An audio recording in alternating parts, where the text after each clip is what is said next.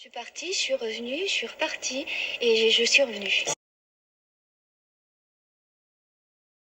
Il y a des scènes extraordinaires, on croit qu'elles sont prises tout à fait sur le vif par une caméra invisible. Quand vous êtes à table et qu'on vous offre de la viande, et vous expliquez que vous ne mangez pas de la viande. C'est extraordinaire ce moment-là, parce que autour de ça, vous essayez de les convaincre un tout petit peu, et en même temps, on sent bien qu'il y a une partie pratiquement improvisée. On ne voit pas comment on aurait écrit ça.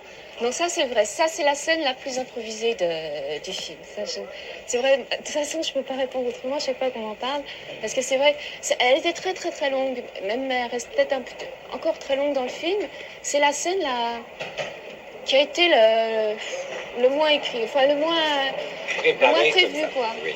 Bon, alors il y a autre chose aussi, lorsque vous êtes avec cette Suédoise que vous rencontrez à Biarritz, que vous ne connaissiez pas, les garçons sont là et les draguent en quelque sorte, et puis vous avez toute une série de réactions qui me semblent également complètement vraies, vivantes, comme dans un reportage qu'on fait à la télé sur le vif. Oui, mais ça oui, parce que c'était réussi.